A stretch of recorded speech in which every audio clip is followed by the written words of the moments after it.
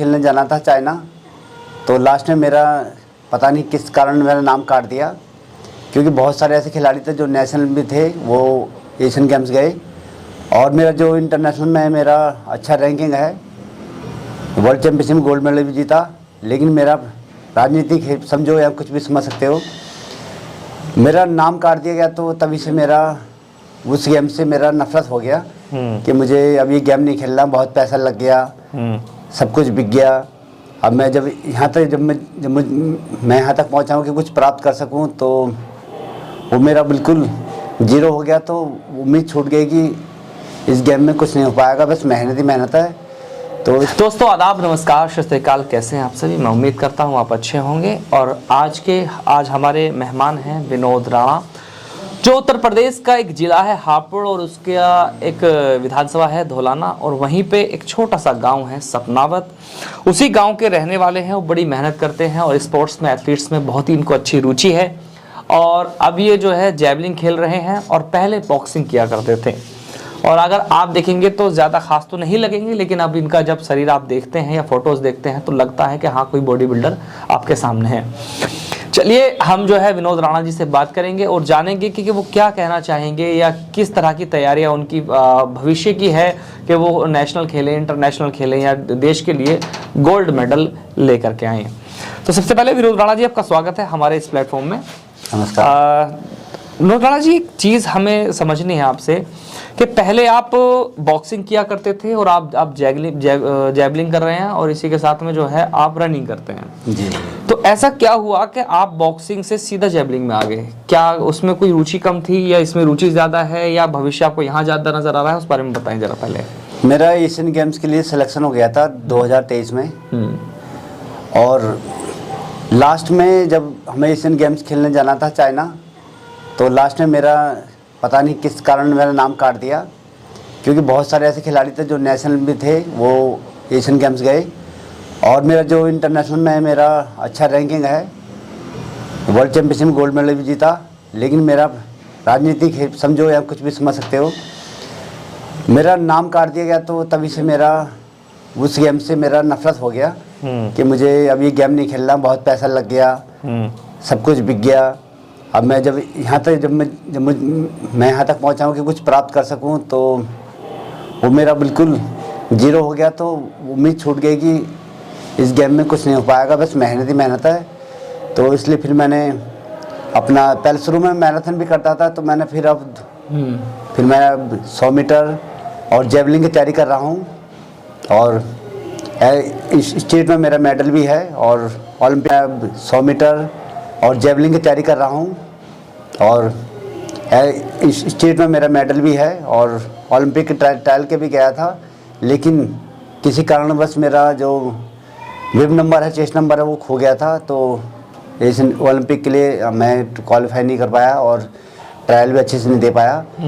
तो अब तैयारी है, अभी मेरा एशियन चैम्पियनशिप है कर्नाटक में 10 जनवरी को, उसी की तैयारी चल रही है। और आप सभी का आशीर्वाद चाहिए कि जिससे मेडल आ जाए देश के लिए। अच्छा, ऐसा जैसे कि हम देखते हैं कि हरियाणा जो है स्पोर्ट्स में, एथलीट्स में नंबर 1 माना जाता है। जी जी। और वहीं यूपी को लेकर के कई सवाल खड़े हो जाते हैं। जी जी। कि हमारे यहाँ के जो स्पोर्ट्स पर्सन्स हैं या एथलीट्स पर्सन्स हैं या खिलाड़ी हैं, उनको जो है एक सही तरीके से ट्रीट नहीं किया जाता है, या फिर उनको जो है जो मुकाम उनको होना चाहिए, जो फैसिलिटीज़ उनको होनी चाहिए, वो नहीं मिल पाती है। या उन कोटे की बात करें तो उसमें कहाँ तक आपको सही लगता है या कहाँ तक लगता है कि हाँ, जो पूर्ण रूप से जो चीज़ें होनी चाहिए, सहूलियत होनी चाहिए, वो आपको नहीं मिल पा रही है? क्या कहना चाहेंगे इस पर? देखिए, एक तो यहाँ पर यूपी में खेल के प्रति लोगों का इंटरेस्ट कम है, और दूसरी साइड इसको हम यहाँ बहुत सारे लोग हैं, पूरे यूपी है, इस खेल को हम साइड की तरफ देखते हैं कि पहले पढ़ाई फिर साइड। और साइड में ऐसा हो जाता है कि ना तो पढ़ाई का रहता है ना स्पोर्ट का रहता। आज स्पोर्ट बहुत लेवल पहुँच चुका है वर्ल्ड में। आज अगर अपना टैलेंट है तो आप बहुत अच्छे लेवल पहुँच जाओगे। और यहाँ पर लोगों का सपोर्ट बहुत है, और घर घर में राजनीति ज़्यादा है, लेकिन जब सपोर्ट की बात आती है तो बहुत दूर भाग जाते हैं। कुछ ही कम भाई सपोर्ट कर पाते हैं, जैसे हमारे क्षेत्र के विधायक जी हैं, कुछ सपोर्ट करने के लिए तैयार नहीं हैं। बहुत सारे बहुत सारे संगठन हैं, बहुत कोई सपोर्ट करने के लिए तैयार नहीं है। बस बड़ी बड़ी बातें करते हैं कि हमारा समाज वहाँ जाए, वहाँ जाइए, करें वो करें, बस मंचों पर ही बातें होती हैं। लोगों को मोटिवेट करना, अपनी ओर तरफ खींचना, जब जब जब प्रैक्टिकल होता है, जब लोगों से मिलते हैं उस सपोर्ट के लिए, तो कुछ भी नहीं करते, बस आगे की बात बताते हैं कि हम करवाएंगे, ये करेंगे, वो करवाएंगे। लेकिन बहुत सारे भाई भी हैं, जैसे हमारे सऊदी अरब के भाई हैं जिन्होंने मुझे सपोर्ट किया, सऊदी अरब से, बहरीन कंट्री से, उन्होंने बहुत सारा सपोर्ट किया। मोहम्मद रिजवान जी नाम है, मलेशिया भी भेजा उन्होंने खेलने के लिए, और बहुत सारा डाइट के लिए मुझे खर्चा दिया। और जैसे इंडिया से हमारे नोएडा में ही हैं। पाए से तो कौन सा ऐसा इलाज है जिससे आपको बचना चाहिए? भारत में 15% से भी ज़्यादा लोगों को पाइल्स की समस्या है, जिसका समय रहते इलाज ना होने की वजह से उन्हें आगे जाके भविष्य। हमारे नोएडा में ही हैं दिग्विजय सतोजा जी, BHD इंडिया कंपनी के ओनर हैं, और उनके बड़े भाई हैं। उन्होंने मुझे सपोर्ट किया और बहुत अच्छे आदमी हैं। और बहुत सारे भाई हैं इंडिया में भी, कुछ हैं जो मतलब जो लायक है वो नहीं कर पा रहे, जो लायक नहीं है वो कर रहे हैं। ये भी सोचने की बात है।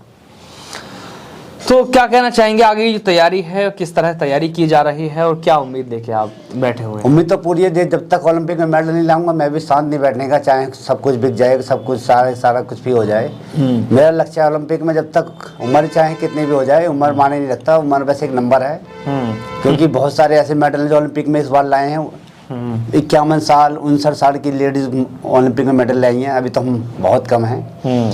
तो जब तक मेरा लक्ष्य पूरा नहीं हो जाएगा तो मैं जब तक छोड़ूंगा नहीं। और मेरी बेटी भी तैयारी कर रही है, अभी हैदराबाद में फरवरी में नेशनल इंटर डिस्ट्रिक्ट चैंपियनशिप खेलेगी, तो उसके लिए सब तैयारी कर रहे हैं। वह लक्ष्य है ओलंपिक, उसके अलावा कुछ नहीं है। ना सोते जागते सब वही सपना वही दिखता है उसका।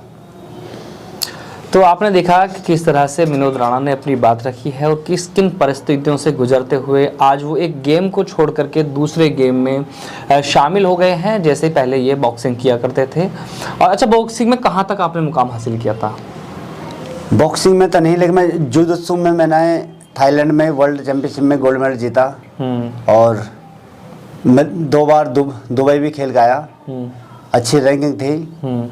और बहुत सारे पैसा लग गया उसमें, लेकिन 1 रुपए की कमाई नहीं हुई, 1 रुपए का सपोर्ट नहीं मिला, नहीं सरकार से, नहीं फेडरेशन से, न किसी अन्य से। तो वो कैंप छोड़ना पड़ा। तो जेवलिन मुझे अच्छा लगा, क्योंकि मेरी ताकत के अनुसार मुझे लगा कि मैं इसको दूर फेंक सकता हूँ। अभी मैं काफ़ी दूर फेंक रहा हूँ कुछ ही महीने में, और उसकी तैयारी कर रहा हूँ कि जेवलिन मैं एक बार जरूर फेंकूँगा 90 पार कुछ ही महीनों में। तो उसकी तैयारी चल रही है। अच्छा, प्रेरित कैसे हुए, किसको अपना आइडल मानते हैं? आइडल तो देखो, नीरज चोपड़ा जी ने इस गेम को आगे बढ़ाया है। अभी तो उन्हीं को सोच के आगे बढ़े हैं, लेकिन ऐसा नहीं है कि उनको देख के हम बढ़े हैं। लेकिन हाँ, जब हम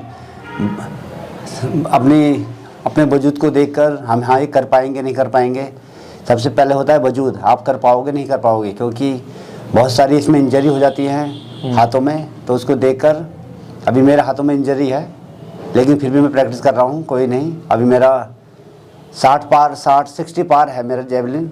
अभी मैं 3-4 महीना हुआ मुझे फेंकते, लेकिन 1 साल में मैं 90 पार करने की कोशिश करूंगा। बस अपना आशीर्वाद बनाए रखें। तो विनोद राणा जी की हमारी तरफ से लिए बहुत बहुत शुभकामनाएं, और उम्मीद करते हैं कि देश के लिए गोल्ड मेडल लेकर आएंगे। तो बने रहिए हमारे साथ, दिखाते रहेंगे ऐसे ही इंटरव्यूज़। मैं चौधरी।